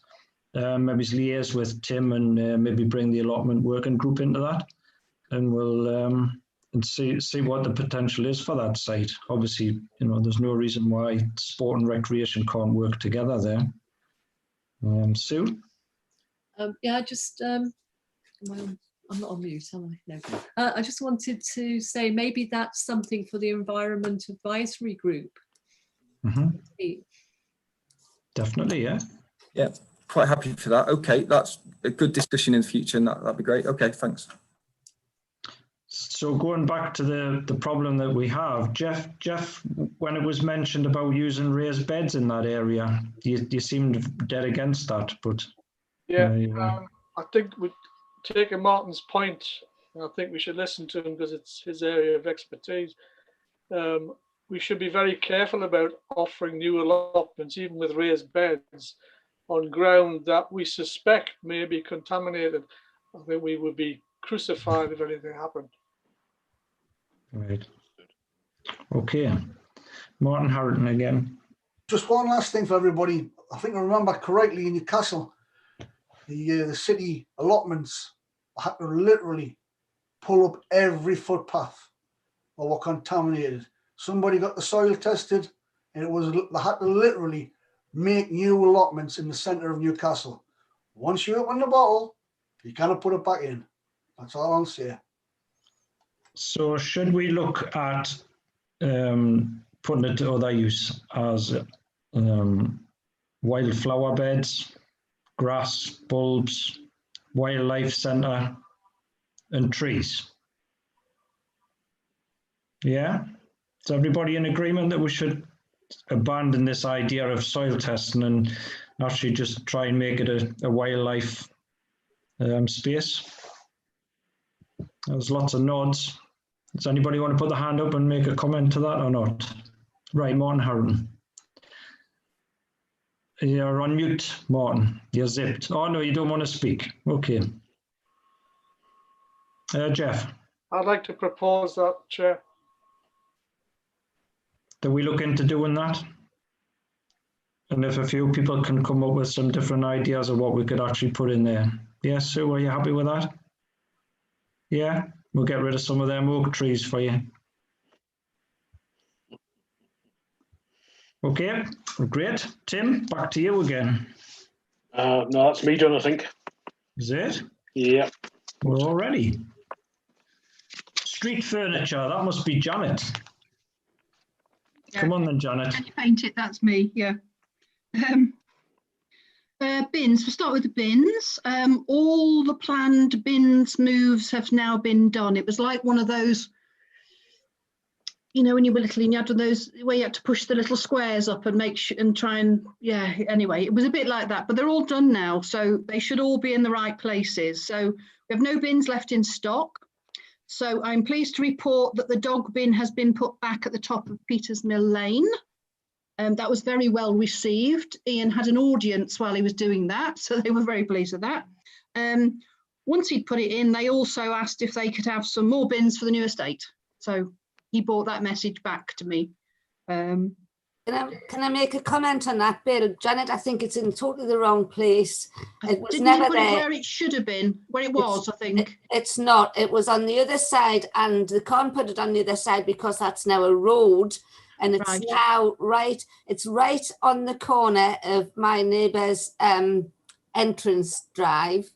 And if they put it beside where at the top of Peters Mill Lane, where the hoarding is, where the advertising hoarding is, it would be set back and it would be in a much better position. I was going to raise it actually. Can you sort that, Janet? Yeah, it was only temporary. It will have another bin, but again, Cousins stole they took two of our bins away when they did it, and we haven't had those back. So that was a temporary measure just to get a bin somewhere down there, because we don't have any spare floor standing bins at the minute. So it was just temporary. the people used it as soon as you put it up, so it was okay. But I'll go and have a look at it. I've made a note. I'll go and have a look at it for you. Yeah. The replacement bins also be installed near. Can we invoice Cousins for the 2 bins they stole? Yeah, once I paid for the dolomite. Yeah, I've got a note to mention it when I speak to them. I don't know what they've done with them. They just took them down and never saw them again. One of them lay on by where they took the bus stop down. The bus stop lay there, and then they just disappeared. So I assume it was when they were clearing it up, when they're opening the show home. Can I just ask, was the other bin the one at the bottom on Fisher Lane? You know, where Fisher Lane and Peters Mill Lane sort of become one. There was a one on that corner, yeah. I know that disappeared as well. I'll chase them. Made a note. Yeah, the bin has finally made its way back to near the junction of Swansfield Park. I think Martin reported it that it had gone. It's been gone for ages, but it's been put back in, so that's fine. And we've now installed, yesterday we installed a bin at the Dennick Lane entrance to the pastures. So we've now got bins at both ends. I knew you'd be pleased. We've now got bins at both ends of the pastures. Ian put that one in yesterday. So all agreed with county, they'll empty them all. They're happy with the locations, so that's fine. And we've also put a new bin in near the entrance to the cemetery, in the hope that some people who drop litter on their way from Sainsbury's might use it as they walk up the hill from the school. And again, that's being emptied at the moment. But 6 new bins on order, a couple of which are earmarked for Taylor Drive. Councillor Edge, I think, asked for a couple more, finding people on, yeah, a couple more bins for Taylor Drive. So a couple of those new 6 are allocated for different locations in Taylor Drive. So if anyone has any suggestions as to, you know, where they'd like a new bin, like Linda's just made that suggestion. If not, the aim is that we start replacing some of our dog bins. So we start getting rid of some of the red dog bins, and we just put, because all the new bins are dual purpose. So they don't need separate dog bins. They can just, you know, they should just be able to use a standard dual purpose bin. Okay, Linda, did you ask Janet a question? Yeah, a while back, Janet, I mentioned the opposite side of the Oaks roundabout. I wondered if you'd put one there, because we're getting lots of litter left on the bench that's on that side of the road. Right. And you were thinking about moving. Is that our bench, Linda? Do you know? I don't know who that bit of land. It doesn't seem to belong to anybody. It's just a wooden bench, but we're going to clean it up. So we're not looking for a new bench. It's the litter bin. I'll have a look. Leave it with. Thank you. Janet, have we got any of those little black bins that Kevin Thompson sponsored? Haven't got any bins, Peter. None of those little black ones. Completely empty cupboard. Just got a completely empty cupboard. Yeah. I've suggested putting the one before at the new bus stop out St Paul's School, but I think just one of those small post-mounted ones would probably be ideal. They're like what's in the one outside. Yeah, we're looking at some new narrower bins as well. Right. Okay. Not all of the dog bins. Some of them are mounted on lampposts. There isn't always room on the floor for a full-size bin. That's so we are going to yeah. look to get some slim bins as well, and just drop them onto the floor by the lamppost. So that's the idea there. Peter Edge. I wonder whether it's possible to suggest a litter bin on Rugley Road, which is a bit, well, it is a bit outside Alnwick. So right at the bottom of the hill, effectively, just at the end of the road where I live, you know. So it's a bit outside the town of Alnwick, but it is still in the boundary of Alnwick. Are you sure? Are you sure? Because one of the pastures is in Dennick, and we put it in there, but it's in Dennick. I think with the new boundary, I think I recall a new boundary. I was. That's the boundary. But double checking it. But if it is it an appropriate spot anyway? That's the question. I'll make a note. The idea is when the boys do their asset checks as well, because obviously now the school's moved, so the footfall of pupils is different. So it could be that some of the bins that were pushed towards the high school when it was in Howling Lane now aren't needed quite so much, because there isn't quite so much footfall coming through that bit of town. So there might be some bins we can sort of shuffle slightly. So maybe where we've got 4, we could make it 3 and just take, you know, perhaps one of the bins away. But we'll have a look. Seats, the 3 seats that were delivered last time, I reported those last time, have now been installed. So the seat at the Oaks, the seat down at the bottom of Dennick Lane near the bin for the Dennick Lane and the pastures, and the one at the top, Clayport Bank and Chapel Lands, that's now been replaced. That took some digging out, the boys were telling me, but that's now been replaced. And so again, no more seats in stock. Looking to order 5 new seats. So I'm looking to spend all the budget that we've got for sort of seats and bins. And again, probably not any more heritage bins this year, because we ordered 5 for the marketplace, Councillor Harrington's request. So these will just be our standard seats, a bit like we put in the extra one at the Oaks. I've got a couple of places where we need to put more, but again, anyone want to suggest anything, that's fine. If not, the idea is again that we replace just our oldest wooden benches. We've got some really quite poor condition wooden benches around town, and we're just going to replace those. And the last thing that I've put an order in for at the moment are a couple of planters, not the 2-tier planters that we have in town, but some of our wooden tub planters. They're quite old. I mean, they're at least 10 years old. And I noticed some of the slats are beginning to fall out, and they're sitting, the ones at Barter Books especially, I mean, they spend their life sitting in water. So they are beginning to decay. So I've ordered a couple of planters from people we buy our recycled benches from. We ordered them from the play areas. They do recycled planters. So I've ordered a couple of those to see how they sort of stand up and how well. They're going to be square. I don't know why I don't like round, but I don't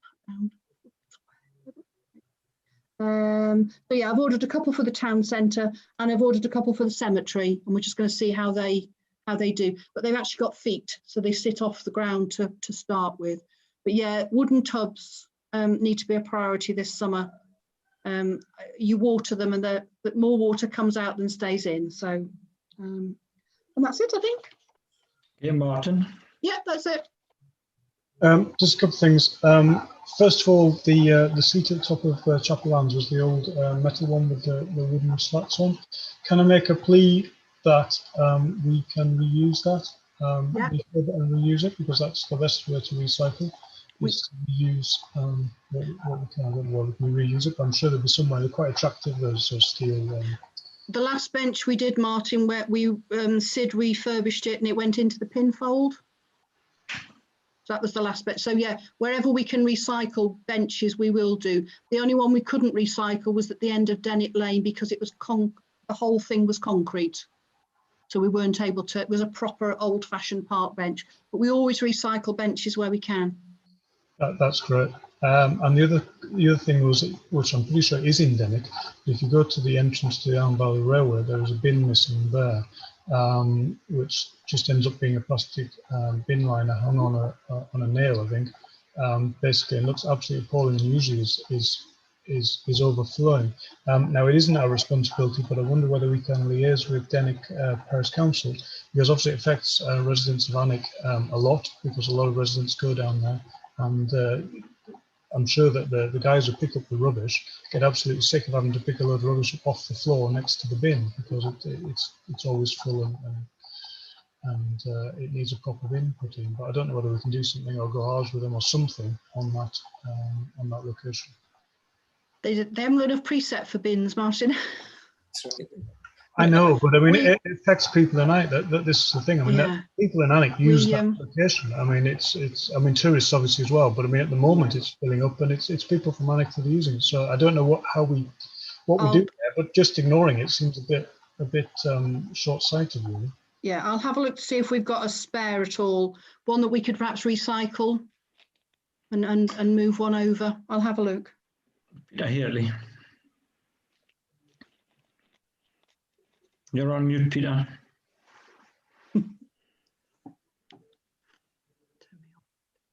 I was on mute, wasn't I? Yeah. I was just going to say, Janet, that's a really heavily used sort of route, and I think it's one of these instances where we probably just speak to Andrew Robson and get permission to put a bin in.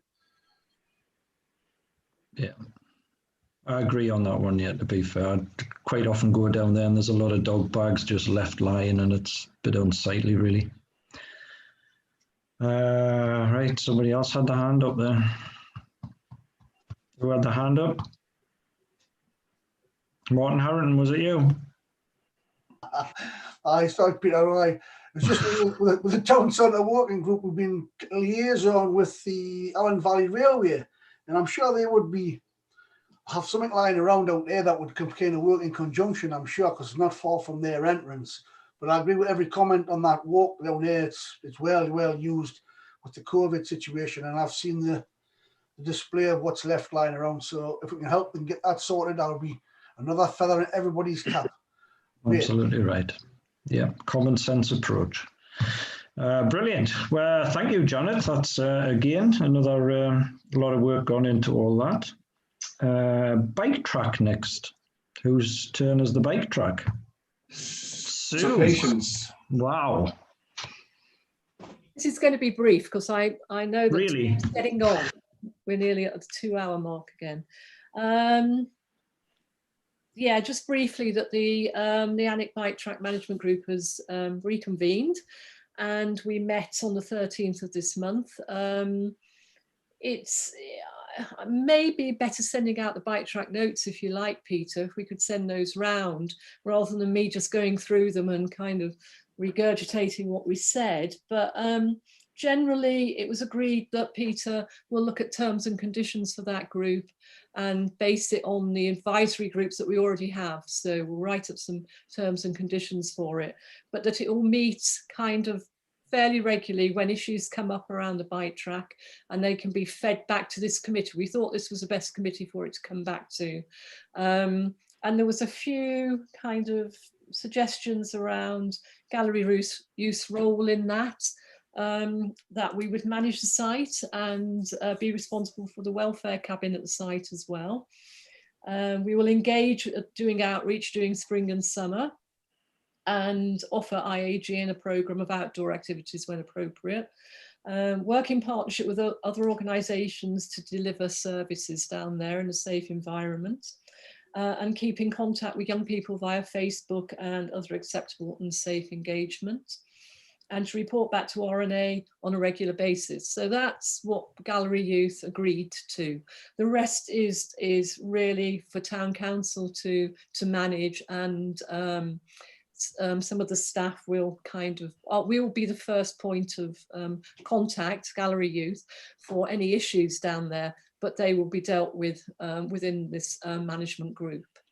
So really, it was just to say that, and I will, if Peter can circulate the notes to you, you can read further about what we talked about. But that's briefly what we talked about. And also, Peter, I think you were going to try and put a spreadsheet together to summarise how much actual kind of money was spent down at the bike track, how much of the budget was spent at the bike track as well. Yeah, so you all had an indication of what it was costing to maintain it as well. Yeah, absolutely. No, I think the key point here is that group's met, and I think it was quite positive. I think if we can get galleries down there more, it'll help us with maintenance and vice versa. So yeah, I think it was a positive first meeting. But I'll circulate the notes that Sue produced. Brilliant. Thanks, Sue. That's really good. Well, the times I've been down there, even in this dreadful weather that we're having at the minute, it's got good usage, to be fair, for winter months, really. It's been nice to see a few families down there. It's good. Okay. Wow. Well, that looks like we've come to item 10 again. Any other urgent business? Linda. Yeah, it's just, I'll be as brief as I can. Just a couple of things I wanted to tell you.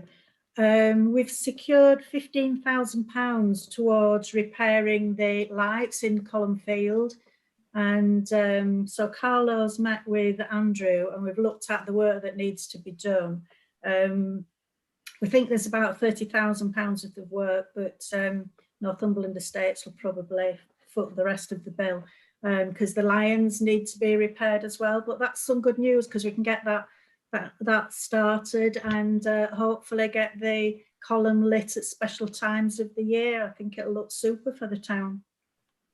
That's one bit of good news. Can I just ask a question before you move on, Linda? Is that all right, Peter? Yeah, that's fine. Did they talk about keeping it weed free? Because there's terrible weeds in there. There's a buddleia, there's all sorts inside there, and it looks a right mess. Yeah, well, we need to tackle all that, Linda. Yeah. Shall I move on?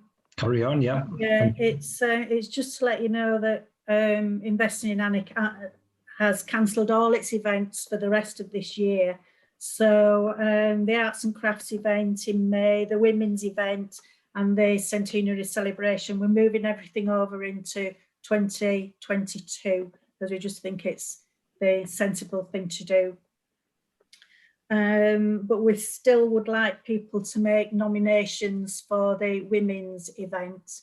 We've got some funding in place to actually give awards to, we're hoping to five women. And we've already got quite a few nominations already in place. The other bit of news is that the cherry trees in Columnfield, it was thought that some of them would need to be moved, but Carlo met with Barry Spall. I think he's, again, is he from Cousins or is he Northumberland Estates? I'm not sure. But he agreed that the work on the path, that they would just extend on either side of the path rather than taking any trees out. So none of the trees will be moved now. The other thing is that I wanted to ask you about is that I know there was a petition went to Parliament about holding an NHS Appreciation Day. I think they were looking at either the end of March or even on the NHS's birthday, which is in July. Certainly Investing in Annick would like to do something maybe with some bunting or special NHS flags or something. And I wondered if we could try and, although the petition to Parliament was rejected, there's no reason why we can't do something ourselves in Annick, just to, you know, boost and show our appreciation for what's happening within the NHS. I wondered if everybody else, you know, maybe get Lisa from the Chamber of Trade to see if people wanted to do anything in the shop fronts. What are your thoughts? Any thoughts? I'm not sure about it at all, but one thing I would say is that it should be all key workers if we do anything. Yeah. Peter Hearney? Sort of, sorry, I was on mute again. I think any sort of event like that, to avoid any duplication or crossed wires, I think it's best if the idea is floated initially in the town centre working group. Peter, it's not an event, it's just decorating the town. That's all I'm asking. Yeah. Rather than an event. I'm not saying an event. Yeah, I still think it's town centre related, and for example, I don't sit on the town centre working group, so I don't know if they've got any plans in that direction. So I think that's probably the best place to channel it. Okay. Brilliant. Anyone else? Martin Harrington. You like me, Peter. You like me. Crack on. Dog poo. Oh. Now you're going to get sick of it, and you'll see it every day with the walkers and the people who are out walking their dogs at the minute, and it's just everywhere you go. Now, it's not for tonight, but I think we should be looking at something more positive from a town council point of view in providing bags or little stations where they can pick a bag up or do something positive. But at the minute, there's nothing happening, there's nobody policing it, and it's a disgrace, really. I'll just leave it at that and see what other people's comments are. But if it's affect me and I'm a dog owner, and you see the comments of what people are like and the way people are just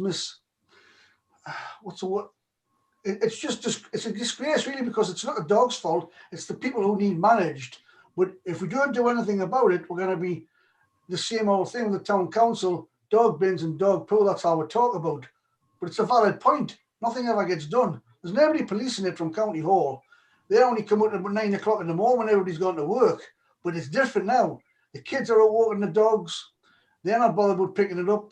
I'll leave it to everybody else, see what the view are, but if you want to leave it tonight, but that's I'm getting a little bit, need to do something about it. That's my point.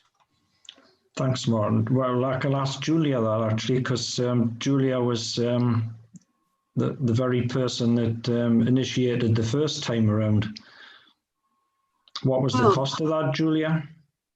Well, there wasn't any, well, 10 quid. But I think one of the ideas I had at the time was to invite the people who put themselves forward as volunteers through the COVID process to see if any of them would be willing to be a bit of a task force. Now, I don't really believe in what I'm saying. I don't believe that we should do this, at some level. I do think it's a responsibility that's shared with the county, and that there are some bigger programs that we could be inviting them to share that did happen in the past. But I do think that we could enroll people in their locality in the short term, and do something that is positive, like make the thing a positive thing. It's so often presented in such a negative way, that if you feel nagged or told off, then you don't cooperate with it. So I think there's something about the tone of dog poo initiatives that is often very recriminatory and unhelpful. Yeah, and I just think what you did yourself and the organisation that you had, where you went around many parts of the town and hung poo bags up, I thought that was absolutely brilliant. And I've always talked about this in the past, that the town council should do it. Maybe we should do it. Say something about that, Peter. Yes, I've Linda, yeah. Well, I did. Julia passed some bags on to me. I was going to put them where the dog bin on Fisher Lane stroke Peter's Mill Lane, where that had disappeared from. There was nowhere to hang it, so I didn't do that. I've still got those ones. But I did put them on the Allen Valley pathway, because there's none along there. There's another place we might want another bin, actually. The path that comes down from Lionheart, where it meets, that was absolutely disgusting. I hung dog poo bags on there and put a notice up, and the next time I went, they were gone. The whole lot were gone, and there was still dog poo around. All I'm saying is I think it needs some careful thought. Yeah. I mean, I really think it needs regular policing, and it needs somebody local to be willing to do that, and I don't think it's about picking up other people's dogs' poo ever.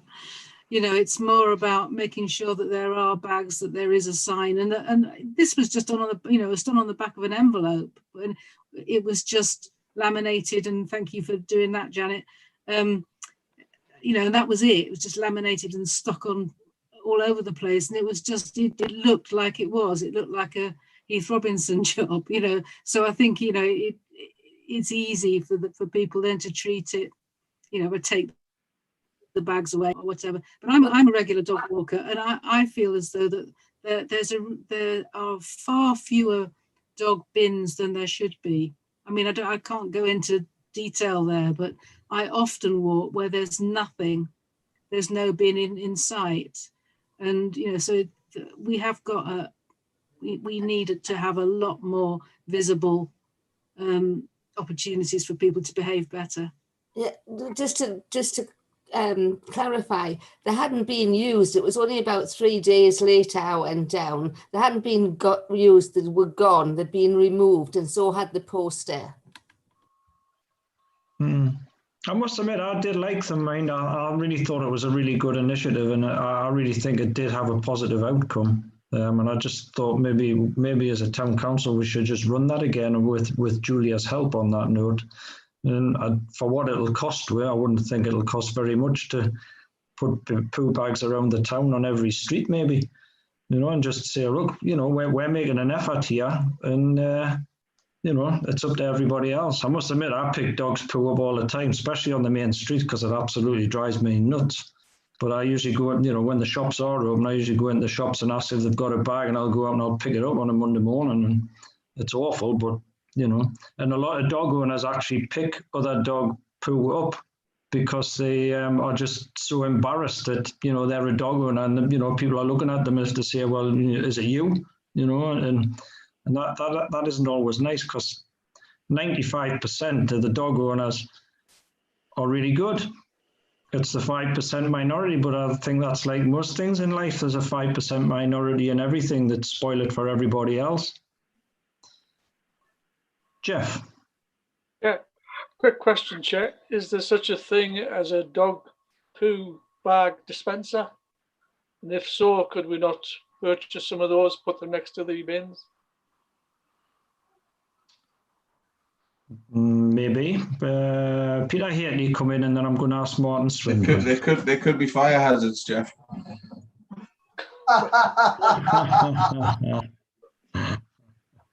Martin Swinburne. Yeah, I mean, I absolutely agree with all the comments that have been made, really. I mean, it's undoubtedly a problem. What I'm thinking about, though, is from Linda Wern's point, if you put dog poo bags out and someone just rips them out of the dispenser and dispenses them across the street, you're turning one problem into another problem, in that you've got a lot of plastic litter. I do believe you can get biodegradable dog poo bags. So if we are going to go down this route, and I mean, a good point was just made there with regard to putting next to bins, because if we're going to have regular checks of all the assets, as we call them, then the town council operatives could refill the bags. Obviously, can't decide anything under business anyway, but we can put it onto an agenda suitable somewhere else. Martin Harrington, thank you, Martin. That's good. Martin Harrington. And just to put my last slant on it all, Durham instigated this, where they provided bags and little dispensers in certain places. They weren't just sort of a makeshift job. There was a bit of thought put in. Proper dispensers in Durham work a treat. Their problem has just disappeared, where people are more conscientious, where you may have forgotten a bag, or for whatever reason you decide not to pick your dog poo up, but there is dispensers. There's no reason, and I would like to think that the group of people that we are, we will move forward with something that we can get something positive and make something positive here. Get the press involved with it rather than just discuss it all the time. It's great, the ideas, but someone needs to manage it and say, right, this is what I suppose somebody research. I can do it. I can research the dog bag dispensers for you if you wish. You just say the word, Peter. Well, we'll ask Peter Haley on this one. You're on mute, Peter. Peter, you're being asked. I'm being asked. Yeah, I mean, it's something we could potentially look at. I mean, one of the comments I was going to make, I hope I don't come across as a little bit grumpy on this one. I think we need to be quite mindful of what we're doing in any other business. I'm not particularly referring just to this meeting, but over the last few months, I think tonight we've almost had another agenda on top of the agenda that we've had. And we really shouldn't be making decisions in any other business either. So kind of, I'm not going to be pushed on that one. I think in going forward, and I'll probably bring this to full council next month, if people want things on the agenda, ideally go through the chair and get them on the agenda in the appropriate timescales. And, you know, if it is urgent, then we bring it up at this point. Because we are potentially going to go and make a decision in any other business, which we shouldn't be doing from a legal perspective. Okay. So we'll bring that one to a close. Oh, sorry, Julia. Quick one. Yeah, I just wanted to say I already did do a bit of research, and I'm willing to share it with when this does come back as a proper agenda item. Okay. Okay. Maybe we could refer this to full council, Peter, on the next agenda or not? Yes?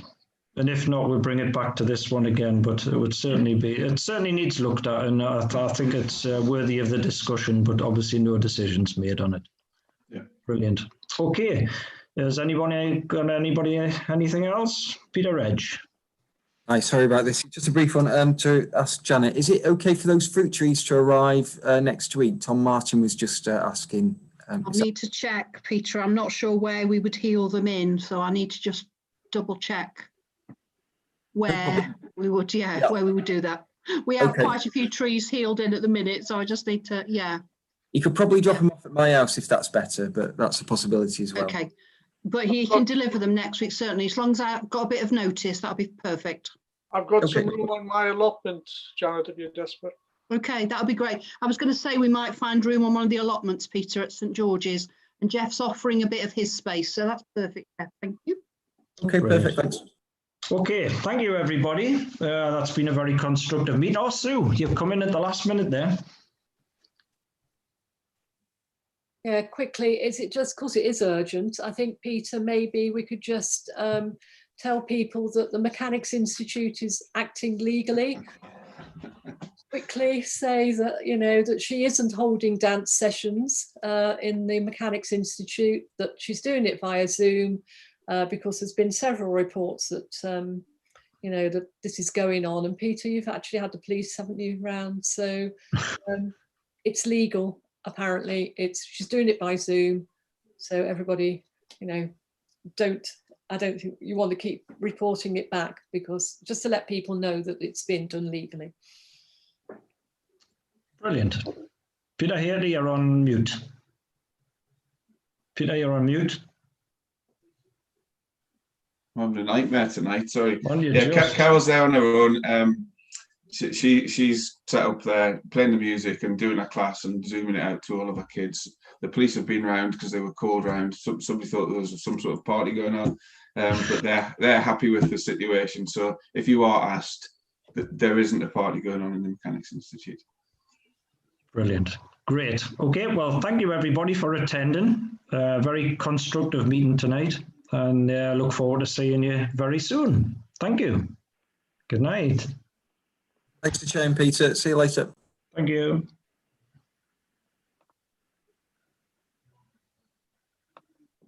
Bye, Janet.